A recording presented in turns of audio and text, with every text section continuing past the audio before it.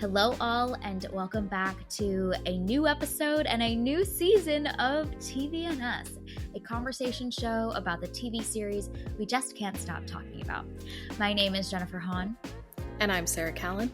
And each season, we focus on a different show, reviewing it episode by episode, and we invite you to watch along with us. Right now, we are diving into The Last of Us Season 1, and today we are on Episode 1 titled, When You're Lost in the Darkness. If you haven't watched it yet, this is your spoiler alert. Please check it out before continuing to listen to the rest of this episode. Okay, before we dive into the episode summary and our episode titles and all that TV and Us goodness, maybe we could talk a little bit about why we chose to watch this show and cover it. Sarah. Yeah. We are reviewing this because they are coming out with Season 2 in 2025. And so I don't know about you, Jen, but like so many people in my life have been like, oh my gosh, you have to watch The Last of Us. So we're just going to take advantage of this opportunity and we're going to watch Season 1 and review it in preparation for Season 2, which is going to be coming out sometime soon. We're doing our homework, and this is the most fun kind of homework. No, it's so true, though, that I remember when this season aired, everyone was talking about it. You know, like I feel like there's these shows that come around every few years or a couple of, you know, once in a couple of months that like just get this like groundswell support for. And I feel like this is one of those shows. Succession was one of late. I think The Last of Us is another one that like everyone kind of rallied around. So yeah, there's so much buzz around this. Mm-hmm. So now it's time. We're going to find out what all the buzz was about. Mm-hmm. Yep. So yeah, as we've mentioned, this is both of our first time watching this show. So all of our reactions, thoughts, all that goodness will be very much fresh, and they're painting on a white canvas with us. So Sarah, do you want to share the episode summary for The Last of Us, Episode 1?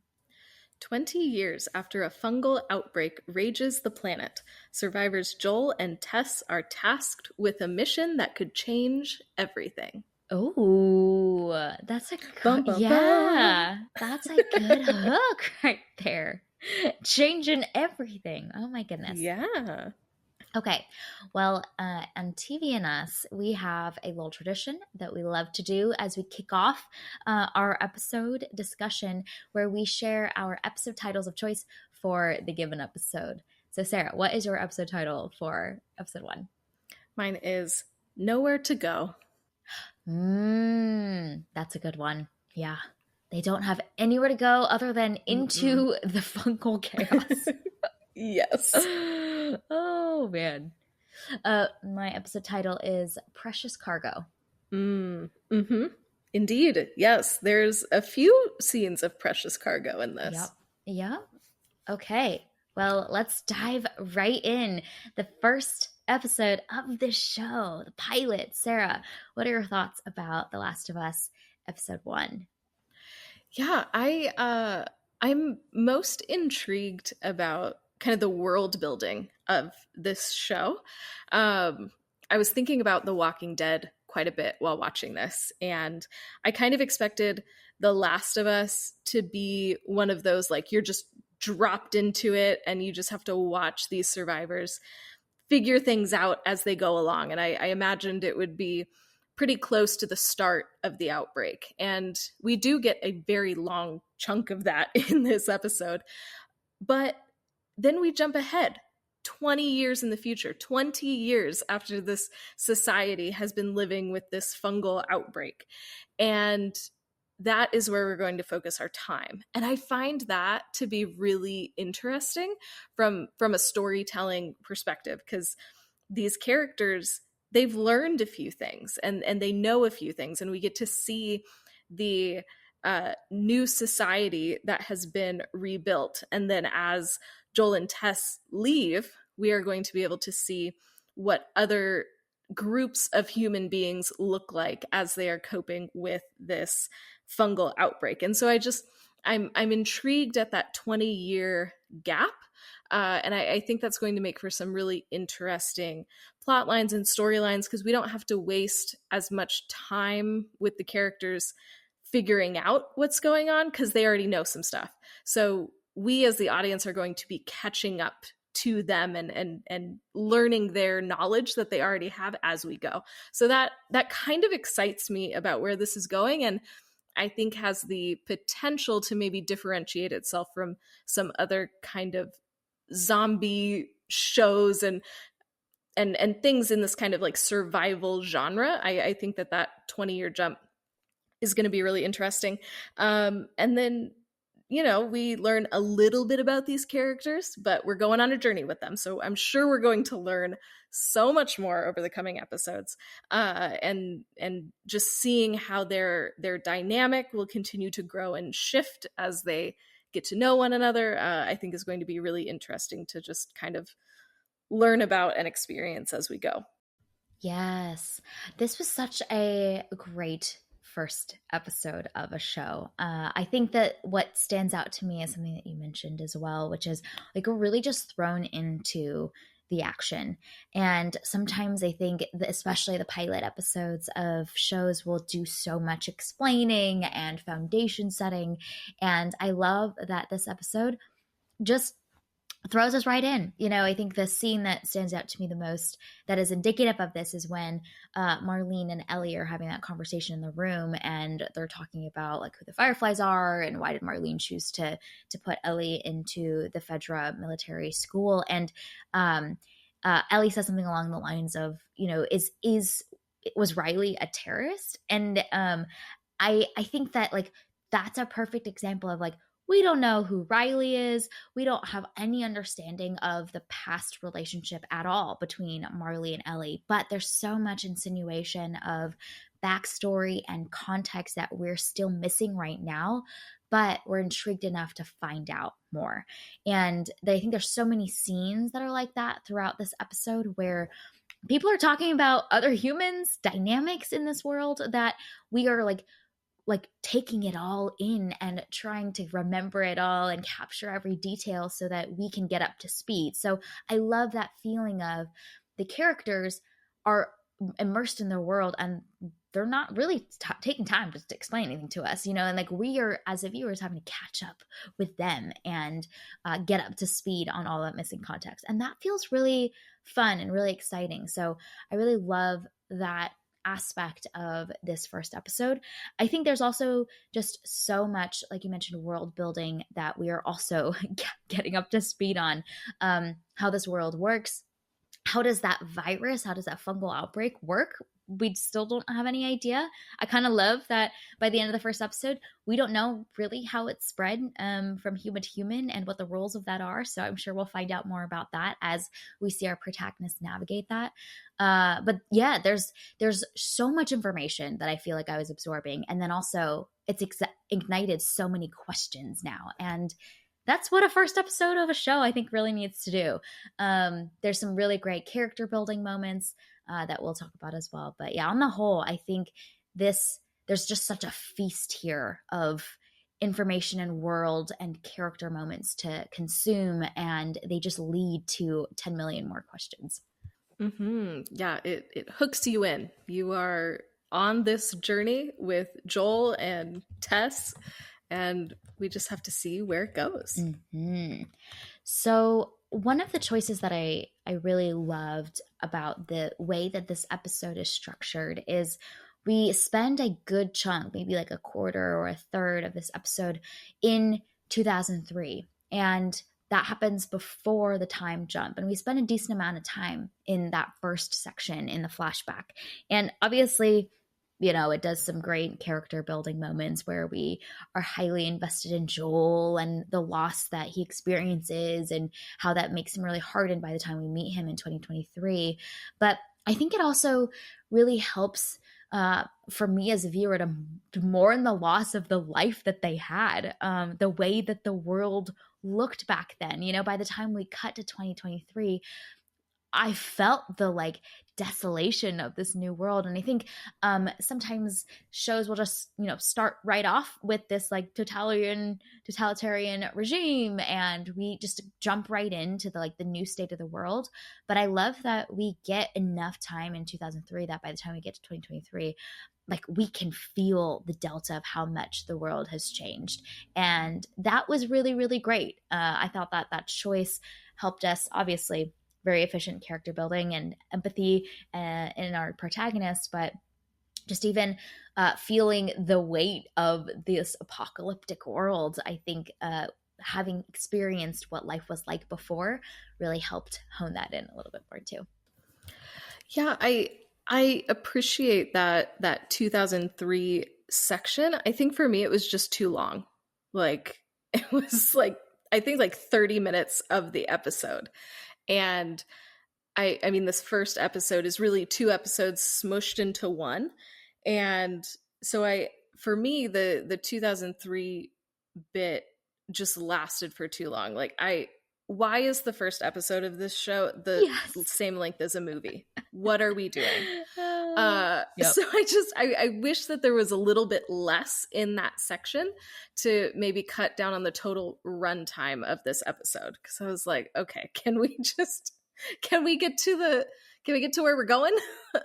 So I do appreciate though that this is a moment of getting to see their life together. We understand what Joel has lost, and that is just an unfathomable loss that he experienced. So traumatic. Like that's awful what he has gone through. But I wish that there had been just a little bit less of it so that we could get kind of to where we're going. But I'm sure that there are things in that 2003 section that will be important later. So it is one of those where I was like paying attention and just like collecting things into my basket, hoping that there will be a payoff in future episodes to, at least for me, like justify such a long detour, for lack of a better term, in this episode. Yeah, why is this episode an hour and like 27 minutes long? Or it's insane. You're right. It's a perfect feature length, like rom-com horror length, typical rom-com horror length movie, And granted, like there is a lot of meat in this episode, so it doesn't feel like especially in the 2023 world, like every scene feels impactful and efficient in establishing this world. But it's quite a hefty pilot episode length, which is kind of insane. Mm-hmm. Yeah, it forces you to commit right away. Mm-hmm. It's like, buckle up. You have to be in this journey. Let's go. Yep. So yeah, it is a commitment to watch this first episode, and we did it. Yep. We did. We are here. We are committed. We are along for this journey.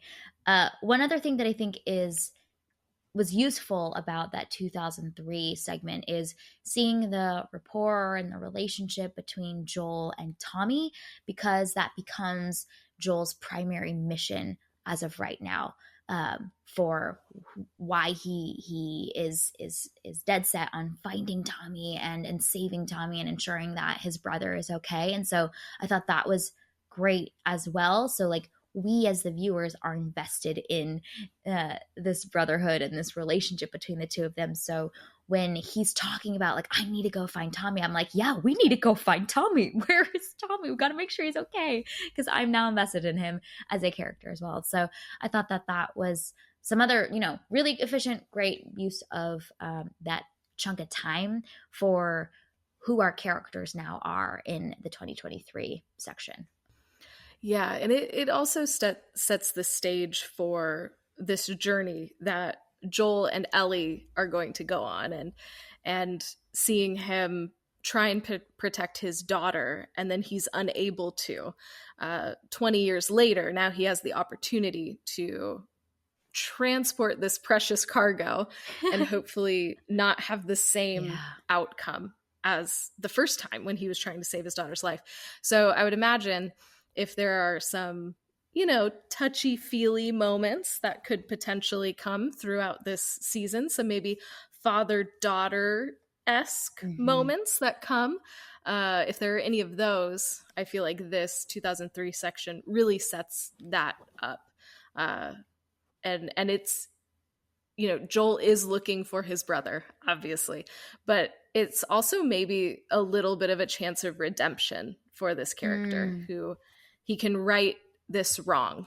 I mean, obviously, like, he can't bring his daughter back, but, like, he can try and save this young girl, which he wasn't able to do before. So I think that that was an important factor for this character. And it's going to be interesting to see how that plays out over the next few episodes, and how even just spending time with Ellie is going to bring up things in him that he probably wanted to forget. So we see that at the end when he just brutally punches out that armed guard who he was kind of cordial with earlier in the episode. So it's going to be interesting to see that protective side of him, and how being with Ellie might resurface some of the trauma that he has probably been suppressing just in order to survive. For sure. Definitely been surprising. I mean, especially if you're in survival mode, like, you don't got time to do emotional management, like, we just gotta eat. No. We gotta make sure we don't get shot by these guards. Yes. We don't have time to process all the stuff that we went through. But you're right. It's perfect that Ellie and Sarah are, like, around the same age of when Sarah passed, like, all of that is setting itself up very, very well. I think this might be a testament to maybe Pedro Pascal's acting abilities, but, like, the use of the daughter's death and how much that, is one of the key areas of how we've invested in this character, I think could have easily been really cheesy, and somehow it, like, really works. Like, it tugged on every one of my heartstrings and felt so authentic and raw and real in its emotional truth. And I am impressed by that, because sometimes I'm like, okay, obviously, if we've got a sweet father who has a child that has died, like, we're immediately going to get on board for him. You know what I mean? Like, we're going to root for this person. And I think there's a lot that Pedro Pascal does in the 2003 segment, where we see some of that protectiveness, that decisiveness, some of that sass that I think makes him a more complex and holistic character, instead of just, like, sweet dad that loses child. So obviously we're going to root for a very sweet dad, And I was reflecting back after the episode ended, I was like, that oddly worked really well. And that could have been really cheesy and gimmicky and manipulative, which I usually have some sensitivity to around, like, the use of melodrama to create character empathy in kind of a cheap way. But it really worked for me. I'm curious how you thought about the use of that and that connection that we as the viewers have now with Joel. Yeah, I think that it works because he's not a perfect dad, but he's just a regular dude that's trying his best. And we see his relationship with Sarah. It's so funny. Like, they're such, like, a perfect match for each other, and their banter and the way that they each give each other a hard time. They're each kind of taking care of each other too. And so it's just such an interesting father-daughter relationship. He's not, number one dad. He's not dad of the year, but he loves her and she loves him. And you clearly see that. And so then I feel like that loss works better because he's so human. And I mean, obviously it's Pedro Pascal, so we're going to root for him, just general good guy. But I love that there's a little bit of like sass there, or there's a little bit of I don't know, bite to their relationship. And it's not just this purely sweet thing. It would have been really easy to almost make Sarah into this, like, pure perfect martyr almost, and then, like, Joel being this, like, heartbroken, perfect dad situation. And then that would be really kind of boring to watch through. But he is imperfect, and I think that makes it fun to watch him. And I think that also lays the foundation for his relationship with Ellie, who is very rough around the edges, but he can handle that Yeah. because he is also rough around the edges. And so I think it's going to be really interesting to see these two really strong personalities clashing with each other throughout this season. Yes, very much so. And I think what's also very interesting about the Ellie Joel dynamic, that's very much echoing the Sarah Joel dynamic, is that in a lot of ways the both Ellie and Sarah are more adult and more mature in some moments than Joel is. And that like reverse parenting that sometimes happens is really fascinating to observe. So especially in Sarah, we often get to see that she is very much taking care of her father in a lot of ways, making sure he's up on time for work, making him breakfast, like very like nurturing in a way that she's had to like grow up more quickly. And there's a lot of moments where Ellie also acts like an adult, and then she'll quickly flip to acting so childlike and incredibly innocent, and that vacillating but back and forth between being that hardened adult that has to fight for herself, and then also being this like small child that is looking for protection and love and affection. That is going to be so fun to watch, especially as their dynamic, and I'm assuming their bond, continues to grow and deepen. So I think that'll be really fun to see, because you're right, it's not this like big protective father taking care of the small innocent helpless children, which, you know, thinking about survival movies, I think A Quiet Place kind of has that dynamic a little bit. You know, you've got the like America's dad that is perfect in so many ways, and he's taking care of these small children that can't fend for themselves, and so that feels maybe a little bit more two dimensional. Whereas they're the relationship between Ellie and Joel, and then with Sarah and Joel as well, I think often vacillates in what roles each of them are playing. Mm-hmm. Yeah, neither of them are just one thing, but they all contain multitudes and complexity.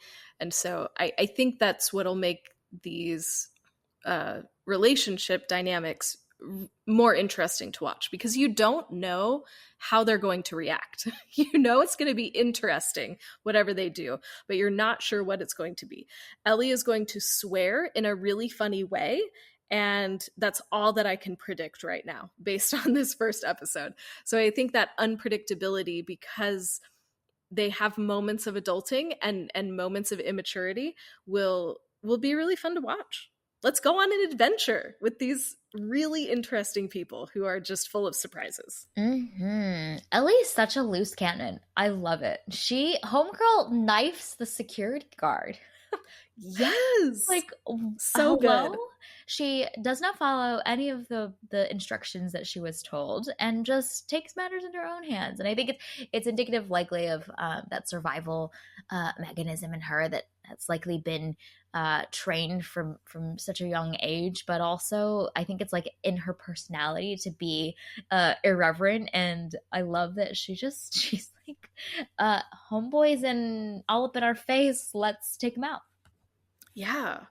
Respect. Yeah. You go, Ellie. You do what you got to do. I'm here for this. I'm here for Ellie. I'm a fan. Me too. Me too. Okay, so we meet some other really fascinating characters. Should we talk about Tess while we're at it? Tell me your thoughts about Tess and what we learned about her. Yes, Tess. I was so pleased. I didn't realize that Anna Torv was in this, but she also was in Fringe. She played Olivia in Fringe, which is just such a fun show to watch. So it's just nice to see her in other things. But yeah, Tess is great. She also doesn't take any crap from anybody, and isn't afraid to just barrel into a situation, isn't afraid to take charge, but also isn't afraid to step back when she needs. So I'm also rooting for Tess. I'm very intrigued about her. I would like to spend more time with her, because I don't know, man, we're introduced to her with her whole face beat up, and she seems relatively unfazed. And so I have questions, and also I am amazed. Yes, I am so fascinated by Tess. I think out of all of the characters. I'm so curious about her because she shows such a tenacity and a decisiveness in the way that she operates in this episode. And in a lot of ways, like I think we've seen her like hardened self, and there's very little room for warmth. I mean, they've got a mission, they've got to survive. We see these moments of tenderness with her and Joel briefly, but on the whole in this episode, homegirl is like barreling forward on the shit they got to do. And I'm just so fascinated to see and learn more about who she is, how she's become the way that she is, and what are those like soft spots for her, because I feel like we've seen her in operation mode, and I'm just curious to learn more about her. She's so fascinating, she's so skillful, and always has a plan for the next approach for what they need to do. And she's just fascinating and different from so many of the female characters that I think we often see in television and movies. And I'm just so curious about her. Mm-hmm. Yeah, I think her story is going to be fascinating. I'm hoping that we get to it because there's a lot going on. There's this whole world and all of these other characters that we're going to meet. And then there's Joel and Ellie. And I just hope that there's enough time and space for us to learn more about Tess as well. Yeah. Yeah. Agreed. I have a bad feeling that her fate isn't going to end very well on this show. Like I think seeing the connection and support system that her and Joel have built together, I'm like, oh my goodness. I feel like the show's going to rip that from him, and he's going to be pushed and pressed in new ways as him and Ellie have to figure out how to navigate this terrible apocalyptic world. But I don't know. I feel there's a sinking feeling I have about the way the show's going to write her ending. And I'm just mentally and emotionally preparing myself for it now. We're already putting up defense mechanisms for this show. Really, though, they kill off like sweet angelic daughter Sarah within 20 minutes. Yeah, dude. Heck yeah. When they spent so much time focused on her and her wandering this home and like eating cookies, I was like, oh no, she gonna die.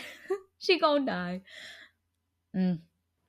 Also, just shout out to Nico Parker, who plays Sarah. She is such a fantastic actress. She also is in a movie that came out this year called Suncoast. It's not a really like great movie. It's a very heartfelt movie, but she kills it in that movie. So like if you want more of Nico Parker, go watch Suncoast. She has a phenomenal performance in that.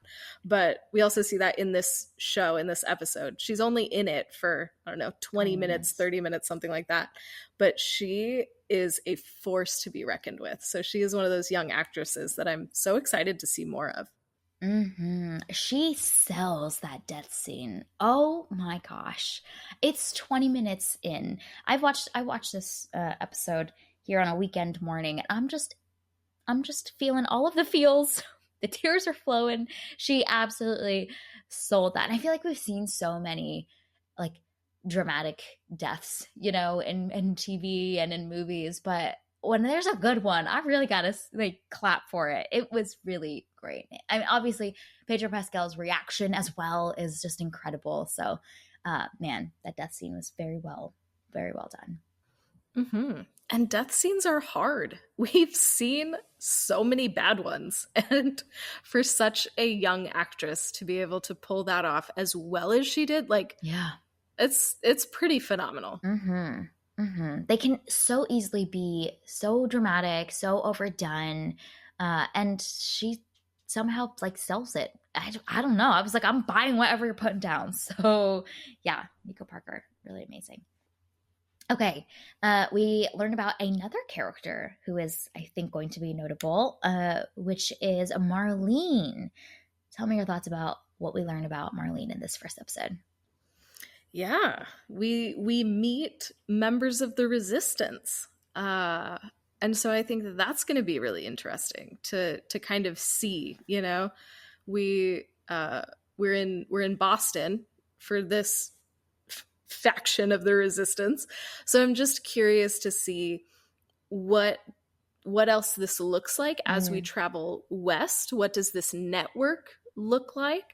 Who are these other leaders, presumably? Because I mean, Marlene's holding down the fort, but I don't know. Where is she in this like Mm. structure of the resistance? How is everybody working together to overthrow the empire? You know, all of that kind of stuff. So I'm very intrigued to see more of this operation. And she is obviously working with a broader perspective, and she knows more than the other characters. She knows way more than we do.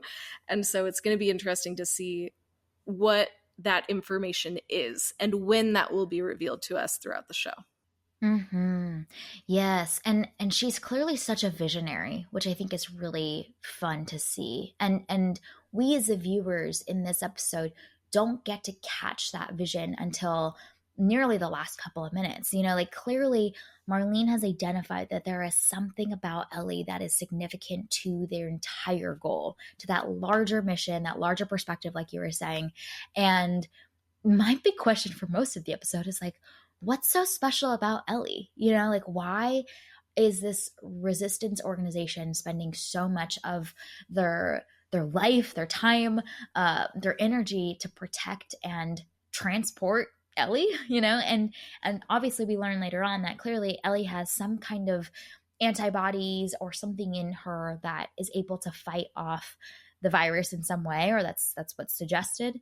And so now we get to see like Marlene has a bigger picture in mind that she is working for, and she is also wise enough to know that that information should be shared with certain people at certain times. So I love that scene where she's talking to, I forget what the other woman's name is, who gets her ear blasted off. And she chooses that specific moment to reveal the larger picture at the right time. And I think that's indicative of a really great leader, of knowing when to withhold out of the desire to protect the larger mission. And now when it is ready for us to like, okay, we need to rally the team to go and execute, and they can now see the full mission that we're after. So I'm just fascinated by her leadership style. There's so much seeming like backstory between her and Joel as well, which is really fun to see insinuated. Like clearly they know each other. Clearly there's a history and a backstory there. And I'm intrigued to find out more about that as well. Yeah, there's so much subtext in this episode. And I, like you were saying earlier, I appreciate that there's not a ton of exposition in this, and the show is just like plopping us in, and we will figure out what we need to figure out as we go along.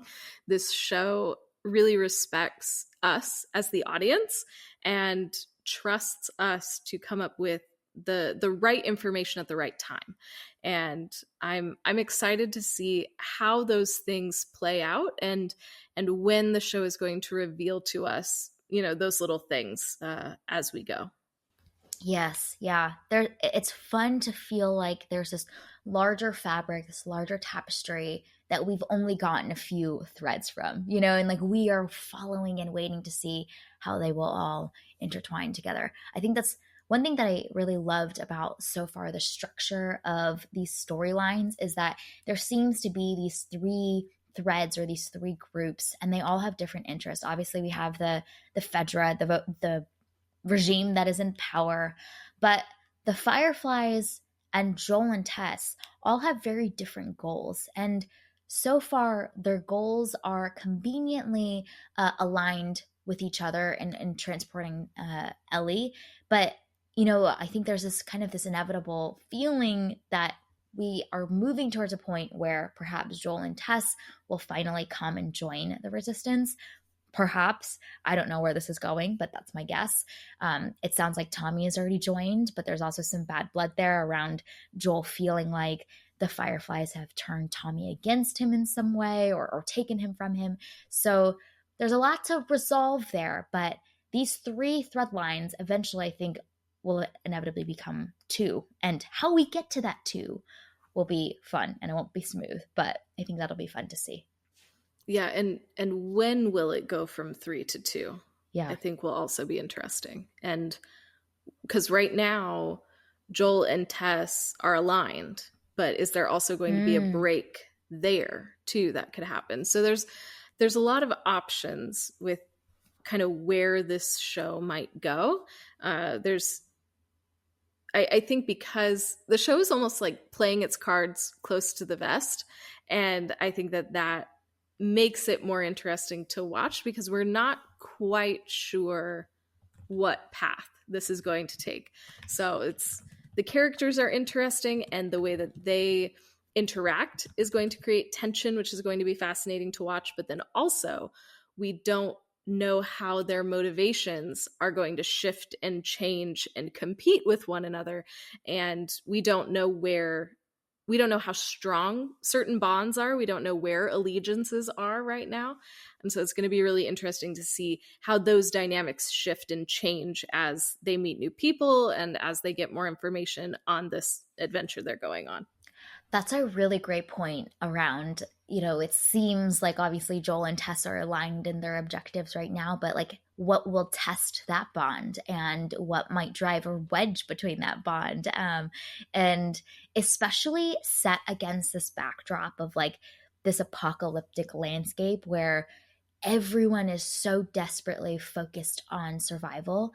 I think that just adds so much fuel to the fire of the potential stakes, the potential betrayals, because even the betrayals that feel like they're emotional ultimately for a character might just be purely like this is better off for them to survive. And when those instincts kick in, like people may become expendable that you might have sworn loyalty to. And so that like desperation in this landscape, I think, is adding a really fun new variable into all of their decision making, because it no longer like is beholden to the typical emotional bonds of the normal world. Like we are out fighting for ourselves. So how that surely changes how we make decisions.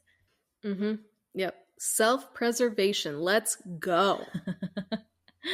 Yeah, if I can survive a couple weeks longer and you gotta betray someone, honestly, I guess sometime. And also, like, how will other forces, especially like you mentioned, people that they meet along the way, like tempt them as well, or offer them things that maybe they can't get access to in their current alliances and loyalties. Man, it's gonna get crazy. Where? Yes. We're in for a ride. Yep. Buckle up. Mm-hmm. We have left the quarantine zone. Oh, gosh. Things are going to get wild. Yeah. Yep. One of the things that I want to shout out that I really loved and I'm excited to see more of is just the set design. I love how lived in this world feels, how much like yellow brownish hues are just awash in the landscapes, and it feels like every room, every street, every place that these characters are occupying feels so well designed and so intentional.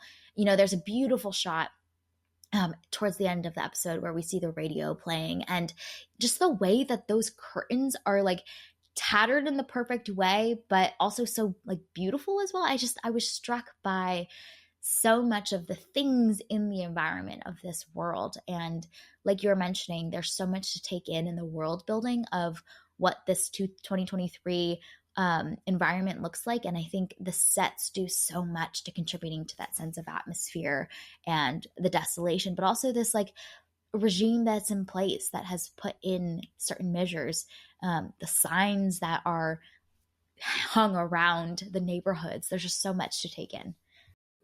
Mm-hmm. Yeah. The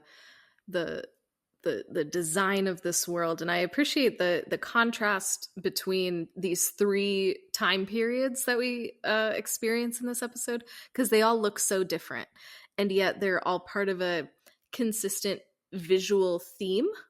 And so I love that artistic aspect of this. Another thing that I wanted to shout out is that there's a scene in the 2003 section where Sarah is at the neighbor's house and she's looking for a certain DVD, and she is in focus in the shot, and behind her Grandma is out of focus, but we can clearly see that Grandma is turning into a zombie. And it's this really just great example of, it's that Hitchcock principle where you show the audience the bomb, but the character doesn't know. And we get that in that one shot that is so intentionally framed so that we understand, oh girl, you are in danger. Get out of that house. Things are going to get crazy. And she has no idea.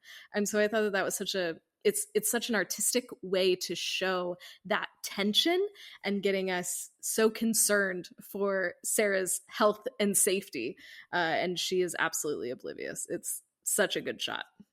That is such a great shot. It's like perfectly blurry. And also, there's been so many shots leading up to that one where we've seen Grandma really just like, totally conked out and out of it, you know? And so when we see her like kind of um, writhing in her chair, we're like, oh, something must be happening because we've seen Grandma in every other instance be really, really still, really calm, really out of it. And so it's great. Her mouth is wide open. Oh, it's chilling. That's a great shot. Mm-hmm. Love that you mentioned it. Yeah, brilliant. Okay, any other big things that we wanted to mention before we give out some awards, which we'll explain in hot sec? I also appreciate that we don't really understand the extent of this fungal outbreak, even by the end of the episode. You know, I while watching, I was comparing this to The Walking Dead, which is probably not a fair comparison to make, but you know, in The Walking Dead, you immediately basically meet the zombies and you know what they look like, and then as they go they learn the rules of the road. But here we don't get to see really what has happened. You know, we see the neighbor's family and we see Grandma murdering the fam, and that's kind of it. So I'm very curious to learn more about what happens when somebody is infected, and how I'm curious about how that looks, what they're going to do visually. You know, the at the end of the episode they show like a coming up next on The Last of Us, and I'm kind of annoyed that I watched it because it gives you a little preview of that. But I'm curious to see more of what happens to people once they're infected. How does this fungus grow? How does it take over? Like all of that, because the world building is so intentional, and this show has already been so artistic thus far. I'm curious how they handle something like a fungal outbreak and make it look so visually different than zombies, which we're all used to by now. Yeah, that's so good. Uh, the opening credits sequence, I think, Oh, is yes. it's such a great example of what you're talking about, which is like obviously there's something sinister and vile about this fungal outbreak, but also it's so beautifully designed, you know? It's got this beautiful golden patterns that like light up and spread, and I found myself feeling like, wow, this is really beautiful, but also like this is really horrifying as well. And I think that's going to be really fun to see how they choose to handle that. And you're right, different from the landscape of other movies and TV that have tackled a genre that feels very similar to this one, people becoming possessed, taking people out. But how do they make that look different and feel different? You know, even the concept of it being a fungal outbreak and kind of this pandemic versus just pure like zombies are infiltrating on planet Earth is a different way to frame this conflict. Mm-hmm. And I'm also intrigued about the fact that there there are these little nods to nature too. Like when we go into the quarantine zone, you see that like vines are growing over the stoplights and things like that. So there's also, obviously it's very industrial and it's very lived in and urban, but there are also these touches of greenery too. And I'm curious, because this is like a fungal outbreak, how does nature and the natural world work here, and how is the show going to use those things, which just opens it up to all kinds of opportunities for really artsy things that it can do. So I'm curious the visuals that we're going to see, because so far they've been really, it really is this mix of terrifying and beautiful all at the same time. And I'm curious to see how that will continue to show up in this show. Yes, we will be here to find out.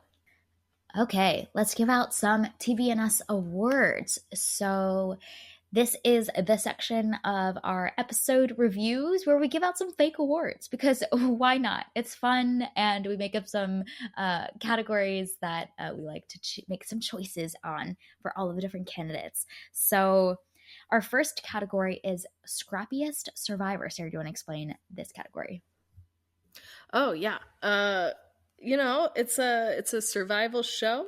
People are out here trying to live their lives, and sometimes in order to survive, you got to get a little scrappy. So we want to give this to the scrappiest of survivors, which can be interpreted kind of broadly. So I'm sure we're going to get some fun answers and maybe some divergent answers from this.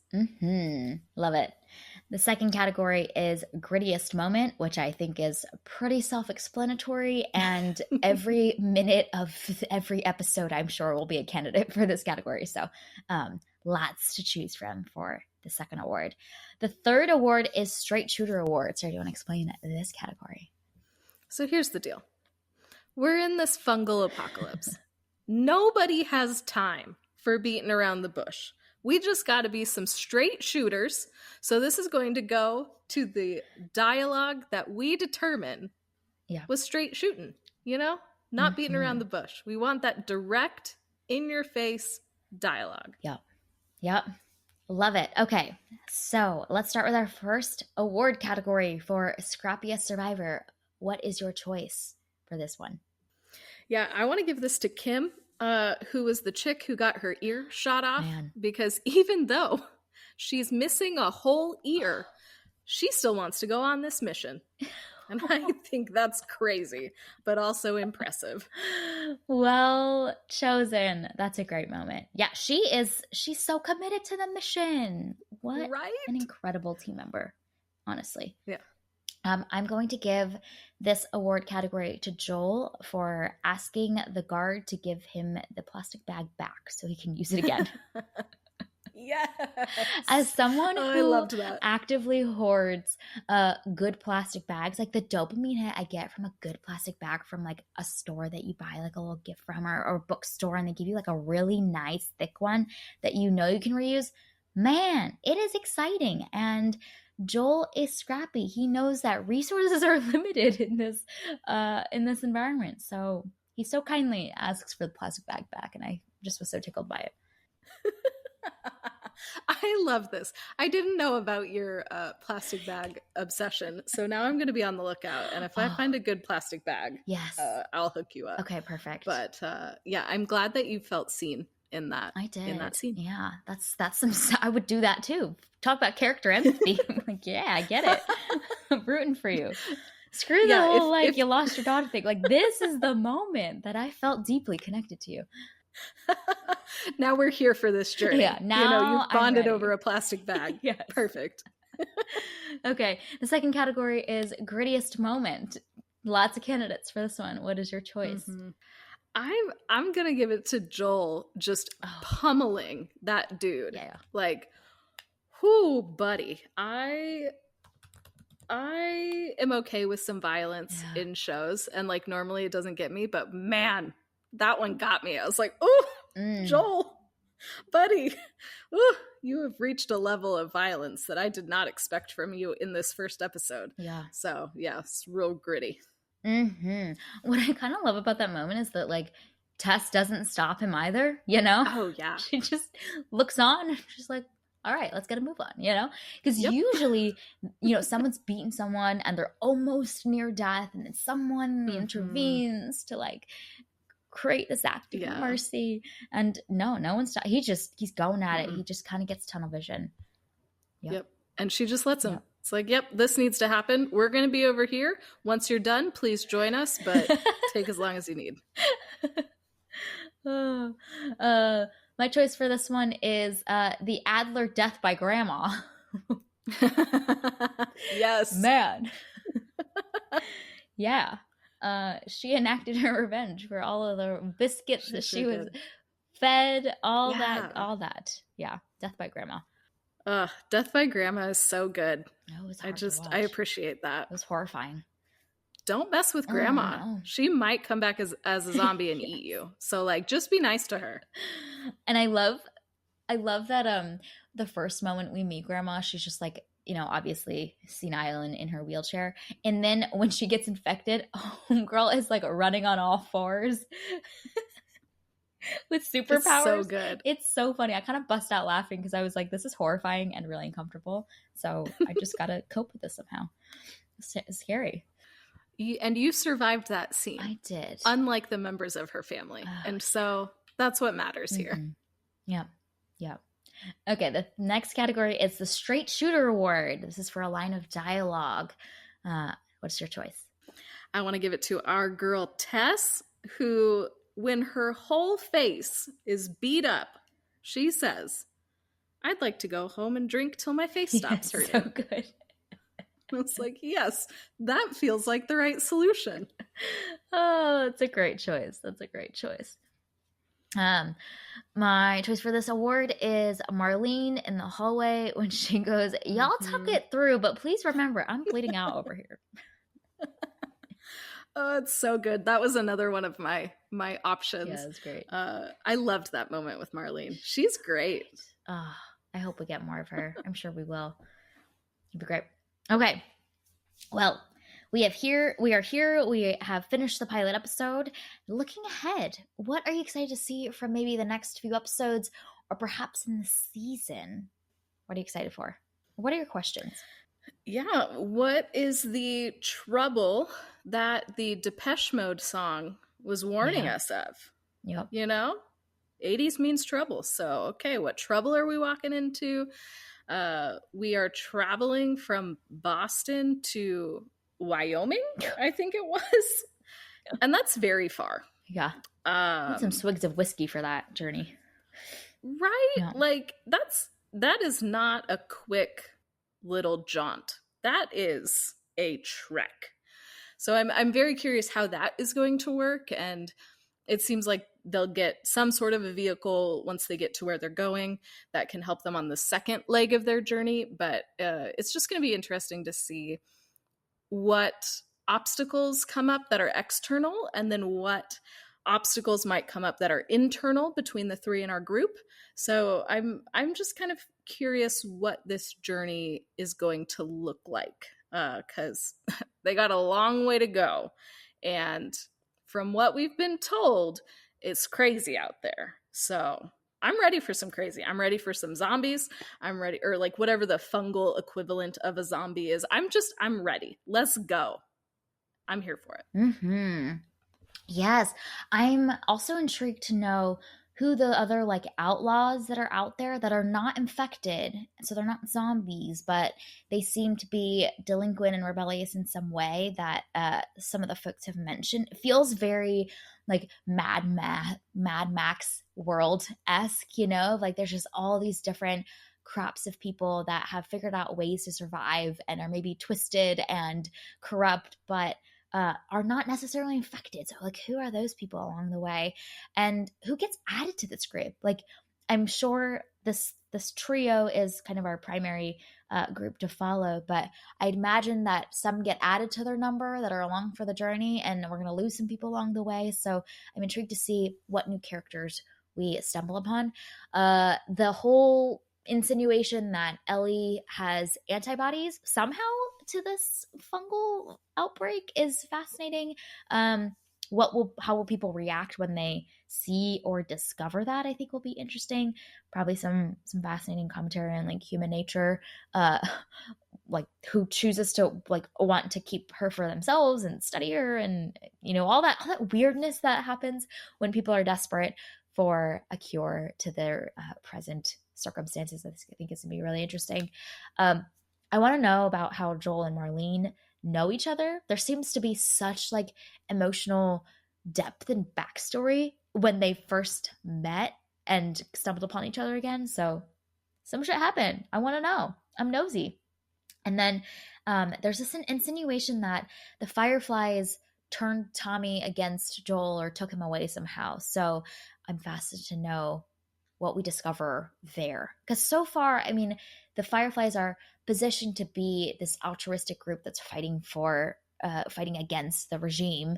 And like, we know from the Star Wars universe, like, who doesn't love to follow like a rebel alliance, you know? But maybe not all is as it seems. So some questions there too. So many questions. I also have a silly question that is probably not going to be answered. But how did we come up with the Fireflies as our resistance name? Right? Like, it's cool. But also... because of the light thing, like when you're in the dark. Yeah. But also, I would like to choose something more menacing. Like, how about like... Right? The Panthers, the Lions, the flying, squirrels, something? The flying squirrels. Yes, that will strike fear into the heart of everyone. We can the flying squirrels are after you when you least expect it. It's true. They're just going to jump out at you and attack your face. Honestly, I would be terrified. So yeah, I would like to know how that branding meeting happened. Yes. Was there just like a lot of darkness, and so they wanted to be the Fireflies, but you couldn't be like the flames or like the torches or some other sports team-esque name. We went with the Fireflies. It's cool. I just have questions. Yeah, I'm not sure that like evoking like summer nights in the countryside is really going to strike fear into our enemies, but lull them to bliss before we attack. And maybe that's what it is. I mean, honestly, I will go for walks in like dusk sometimes, and fireflies will show up, which is the most magical thing. Yeah. I didn't grow up in a part of the country where fireflies existed, and so it's just magical when I see them. So maybe it is, we're going to lure you in, we're going to make you, like, lull you into a false sense of security, and then we're going to strike. Yeah, it'll evoke sipping lemonade out on the back porch in the summertime. And when you are drifting off to sleep, like, we about to take you out and beat you like Joel did. I see. Okay. All right. So we're playing a long game here with this name. It is kind of silly though. Like, especially when they reference it to each other. There's another firefly camp out there. I'm like, oh. Why? No. I don't know. But that's cool. Seems to be working for them. So you just keep on fireflying. That's A-okay. It's so funny. All right. We're asking the right questions, y'all. Clearly. Well, this is our review and discussion of episode 1. You can find it available on Max. Thank you for listening to today's episode and this new season of TV and Us. Our name sums it up. We're big fans of TV and the powerful ways we can connect with each other and the world around us. This podcast is about all of us and our shared stories. So everyone is welcome here, and we're so glad you spent time with us today as we began our journey through The Last of Us Season 1. You can subscribe to this podcast on Spotify, Apple Podcasts, or wherever you tune to your favorite shows. Drop us a rating and review, letting us know your thoughts about episode 1. You can connect with us on Instagram, Threads, and TikTok at tvnspod, or email us at tvnspod@gmail.com. We will be back soon to discuss episode 2. We hope you have an amazing week, and we'll talk again very soon.